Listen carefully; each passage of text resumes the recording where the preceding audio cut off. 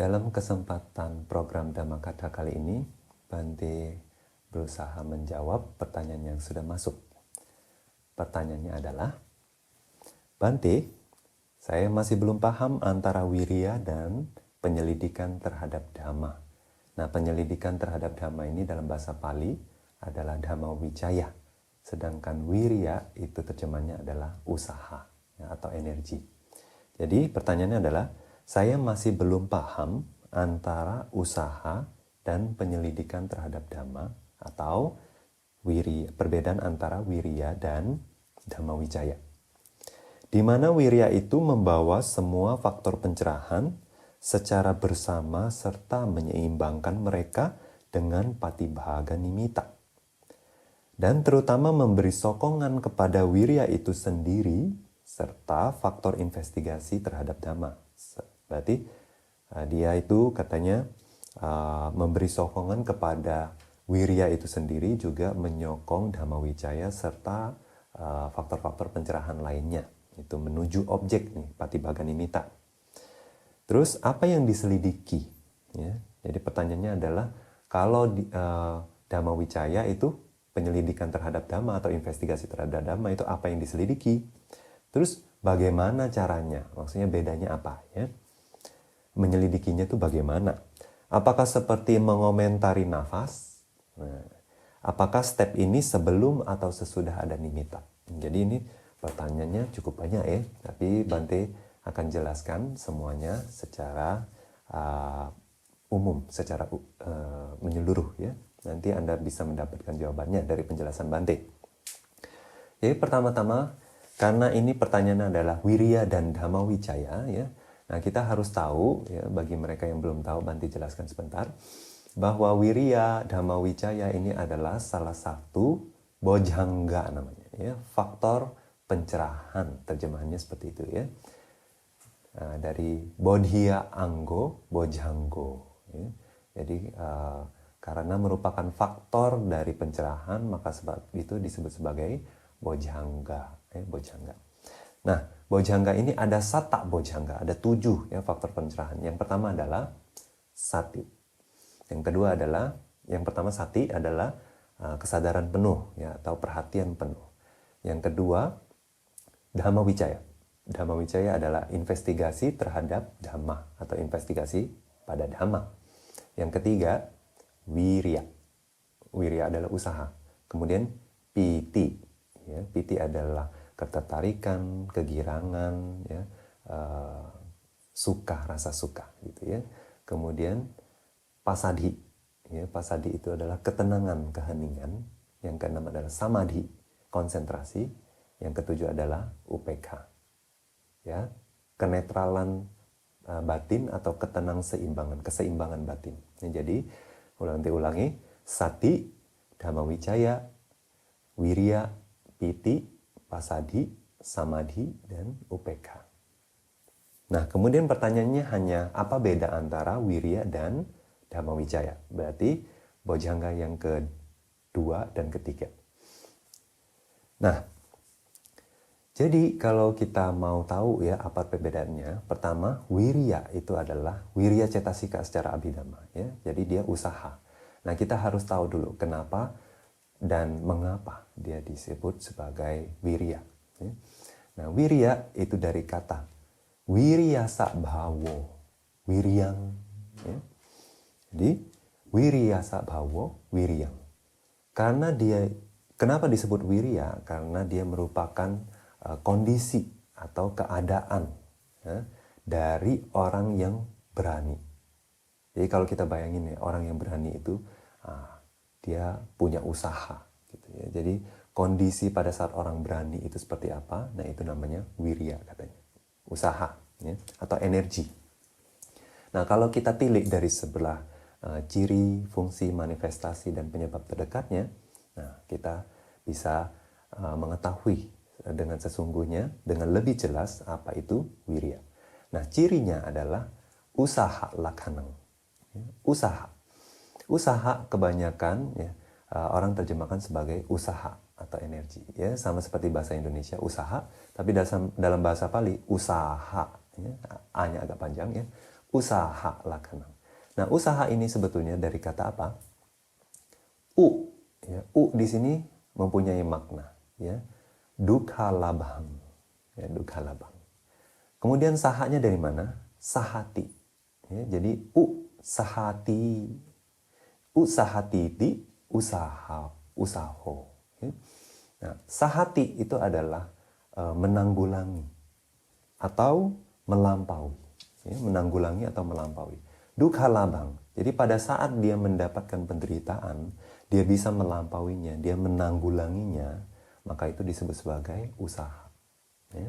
Atau sama ya, yang berarti artinya adalah dukha labang, kamatiti usaho. Nah, kamati itu adalah sabar, mengemban gitu ya, mengembannya, menahannya gitu. Nah, jadi kalau kita bisa bersabar ya atas penderitaan yang sudah kita dapatkan, maka itu adalah disebut sebagai usaha. Nah, sekarang ciri dari wirya itu sendiri adalah bisa mampu mengemban atau mampu menanggulangi, mampu melampaui ya pada saat mendapatkan penderitaan. Nah, jadi ini adalah karakteristik atau ciri dari wirya, ya. Kemudian fungsinya apa? Upadhambana. Ya. Upadhambana artinya adalah menyokong, mensupport. Ya. Jadi perumpamannya itu seperti kalau tiang mau roboh, ya, tiang rumah mau roboh. Ya. Nah, itu kita pakai sesuatu itu menahan tiang tersebut. Ya. Jadi ditahan, disokong, ya. Bukan mendorong tiang tersebut jatuh ke sebelah berikutnya. Enggak ya. Jadi dia katanya seperti fondasi, menyokong. Nah, jadi pada saat meditasi ya, khususnya misalnya memperhatikan nimitta atau fokus ke nafas ya. Nah, kalau kita tidak punya usaha, maka fenomena-fenomena batin lainnya seperti apa? Usaha aplikasi pikiran atau pikiran yang meneruskan atau kesadaran atau perasaan yang menikmati objek dan lain-lain itu tidak bisa tanpa fondasinya. Jadi seperti pohon kalau berdiri kan harus ada tanahnya. Nah, manusia juga berdiri di atas bumi. Nah, jadi harus disupport mereka itu oleh si wirya ini. Nah, kalau tanpa wirya, kalau tanpa usaha, maka aplikasi pikiran juga tidak bisa sampai ke objek. Kemudian perasaan juga tidak bisa menikmati objek. Jadi semua cetasika, semua fenomena batin itu tidak bisa menjalankan fungsinya masing-masing kalau tanpa ada usaha. Nah, apa yang terjadi dengan batinnya? Ya, dia akan lepas dari objek atau ketiduran. Ya, dia tidak tahu objek atau objeknya sudah berganti. Nah, oleh sebab itu, usaha itu fungsinya atau tugasnya itu adalah mensupport fenomena batin menuju objek. Ya. Nah, sementara kalau si panya itu sendiri ya, kalau dari cirinya, Dhamma Wicaya. Ya, Dhamma Wicaya ini sebetulnya adalah cetasikanya panya. Ya, investigasi terhadap Dhamma ini adalah sebetulnya faktor batin atau fenomena batin kebijaksanaan panya. Ya. Nah, ciri panya itu adalah patiweda. Nah, patiweda itu apa? Perealisasian atau penetrasi.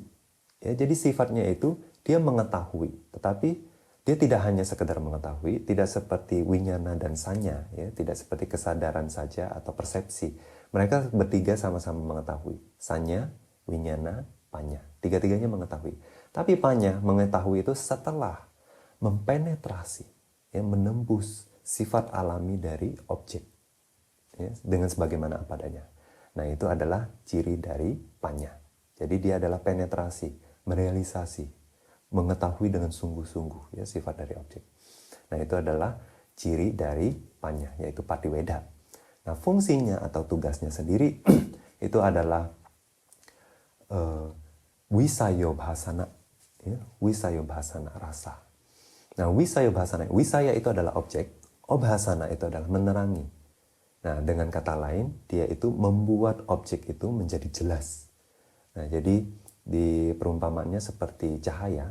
Ya, pada saat cahaya datang atau pada saat ada cahaya, maka cahaya akan menyingkirkan kegelapan.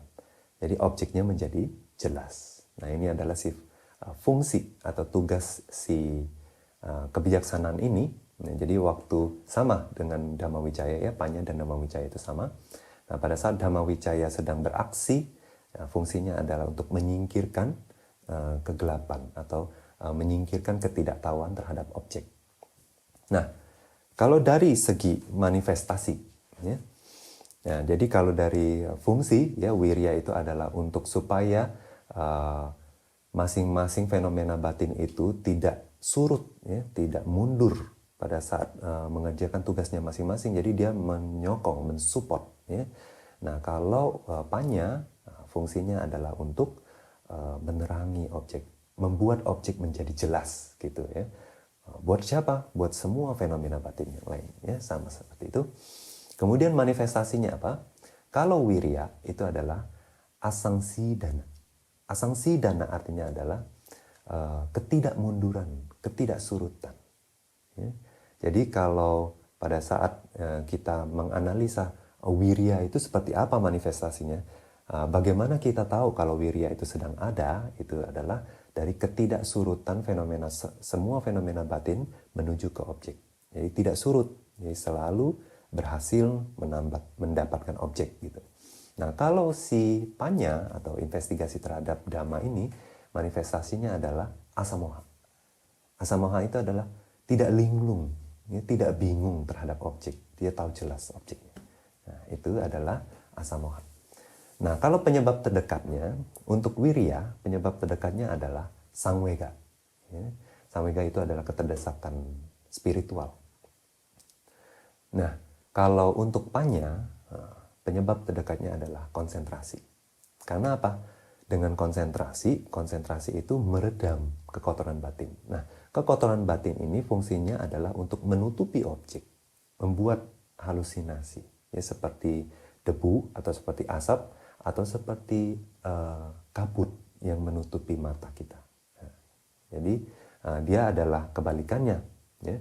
Jadi kalau konsentrasi itu, dengan konsentrasi kekotoran batinnya teredam, jadi semua objek itu bisa terlihat jelas. Ya. Makanya Buddha bilang ya, samahito bhikkhave bhikkhu yathabhutang pajanati. Jadi mereka yang memiliki konsentrasi akan melihat objek dengan sebagaimana apa adanya. Nah, setelah melihat objek dengan sebagaimana apa adanya, ya, maka si panya inilah beraksi agar objek ini selalu jelas. Terus karakteristik dari objeknya dia juga bisa ketahui.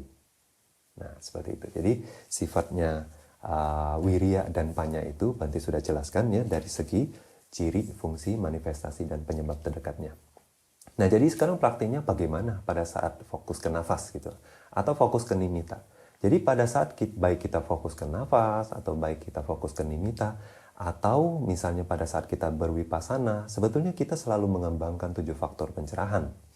Ya, bagaimana ya? Kalau nafas misalnya, usaha kita menyadari napas atau mempertahankan kesadaran kita terhadap napas, kalau tanpa usaha maka tidak bisa. Nah, tapi kalau kita tidak tahu ya, objek, misalnya kita itu bengong, hanya sadar aja tapi tidak begitu tahu apa yang sedang terjadi, ya, apakah nafas masukkah ataukah nafas keluarkah, maka itu kita tidak bisa bilang ada panya di sana. Ya, jadi kalau kita mau mengembangkan Dhamma Wicaya, yaitu kita harus mengetahui, oh ini masuk, oh ini nafas sedang keluar. Kadang dia panjang, kadang dia pendek. Nah, tapi kadang ada meditator yang mungkin dia tidak menginvestigasi seperti itu ya. Tapi kalau pikirannya masih bisa terus menyadari apa yang sedang terjadi dengan nafas, itu tidak apa-apa. Ya. Nah, tapi kalau pikirannya sudah mulai tumpul seolah-olah seperti bengong, tahu nafas, nah, tapi tidak betul-betul tahu, hanya kayak linglung, bingung, kayak bengong, ya. Nah, itu tidak baik, ya. Konsentrasi itu tidak bisa berkembang, ya. Oleh sebab itu kita perlu tahu persis apa yang sedang terjadi dengan nafas. Jadi tidak hanya perlu sadar saja, tapi juga perlu mengetahui apa yang sedang terjadi. Nah, untuk bisa itu kita juga butuh apa? Wirya, untuk support, ya, agar si panya ini juga bisa mengetahui dengan sungguh-sungguh apa yang sedang terjadi dengan objek. Nah, begitu juga dengan nimitta, ya, sama. Jadi nimitta misalnya, ini nimitta, seperti itu, ya.